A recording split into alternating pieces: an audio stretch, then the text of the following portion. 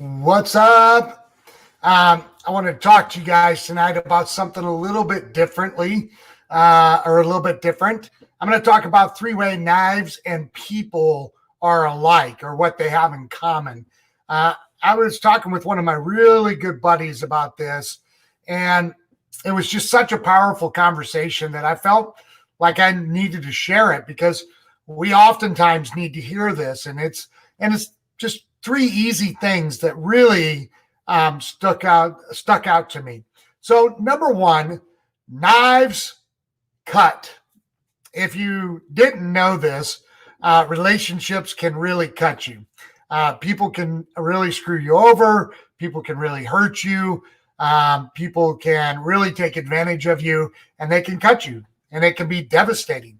A lot of my friends, including myself, have been through the pain of a divorce, and it cut us, right?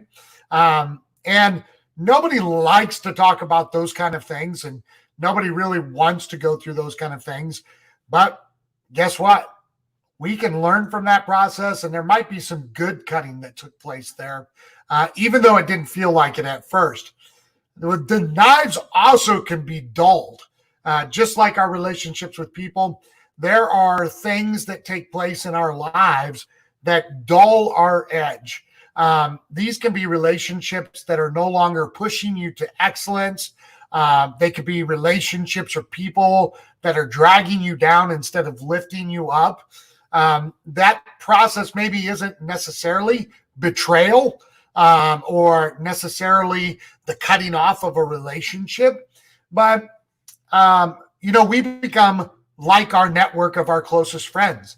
And if you're in relationships with people who don't share your goals, your dreams, your vision, those people oftentimes unintentionally can actually be a drag, or can be a dulling effect on your life and the vision for your life. And when we look at that idea that a knife overused over time and being used would be dulled and it would need to be resharpened, our relationships can be very much the same way. And I'm not talking about that when you get to a place of stagnation in your relationships that you just got to, cut sling load and get away from them. But we definitely need to be evaluating the relationships and the friendships and the positions that people hold in our lives. And are they really pushing us to excellence? Are they really pushing us to the next level?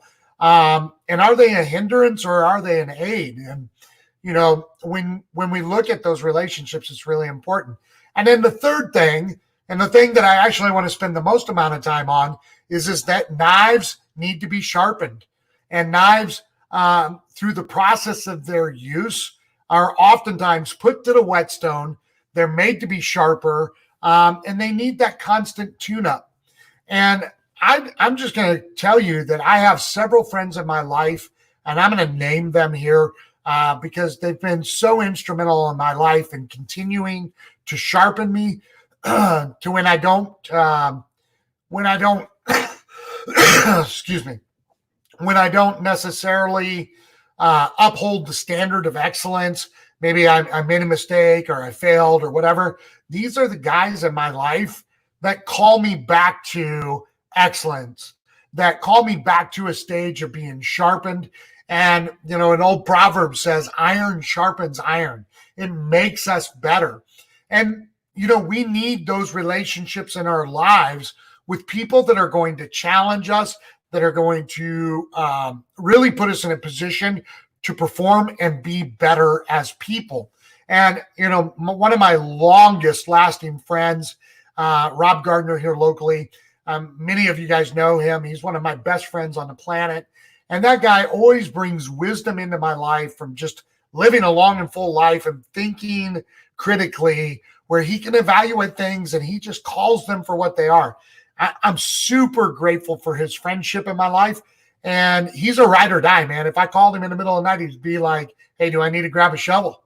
I mean, he's just that kind of friend. And he's really been my right-hand man for almost 25 years. Another one of my good friends, Chad Kneller. If you guys don't know Chad, he's a phenomenal leader. When things are not going well for me, he's one of the guys that I'm calling and bouncing off whatever it is that's bothering me. And, I met him in 2010, and him and his wife have been so valuable to my life and added so much value that literally I was practically crashing on their house during the process of my divorce. That him and his wife are just emotional strongholds for me, casting vision into my life, helping me through that process. And when you have friends like that, they just cause you to be a better person.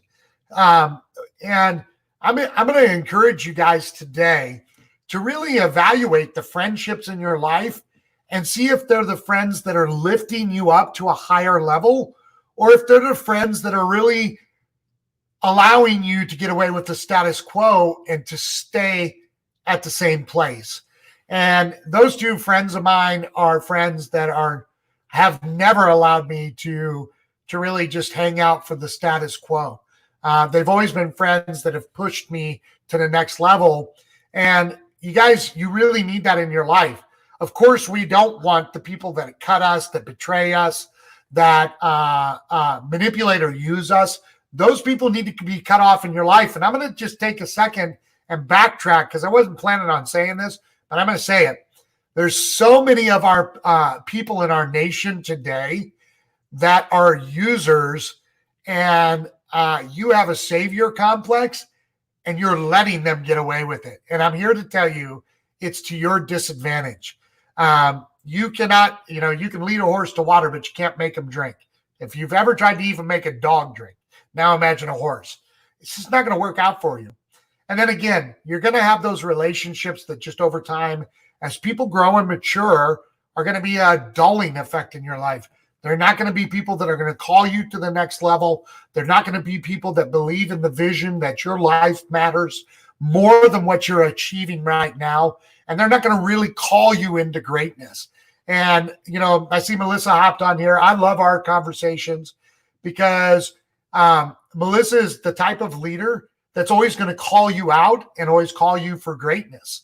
And I want to encourage you guys to find people like Melissa, find the people like Chad, find the people like Rob in your life that will call out in you greatness.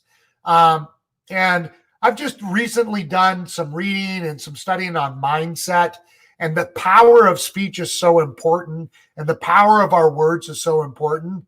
And when you look at that in the context of people and knives, it's really important that you surround yourself with people who call out the greatness in you, who speak greatness into you, because those are the people that are going to help you take your life to the next level. So just real quick, I'll just finish this out because I'm going to go live in my travel group and talk about how travel changes us. It's really important that you understand that knives and people, there's three things that they both do. They're either going to cut you, they're going to get dull, or you're going to be sharpened by them, right? And so pick people that will sharpen you and make you better, and surround yourself with those people. All right. Thanks for tuning in. I will see you tomorrow. I've got something special that I'm going to be talking about.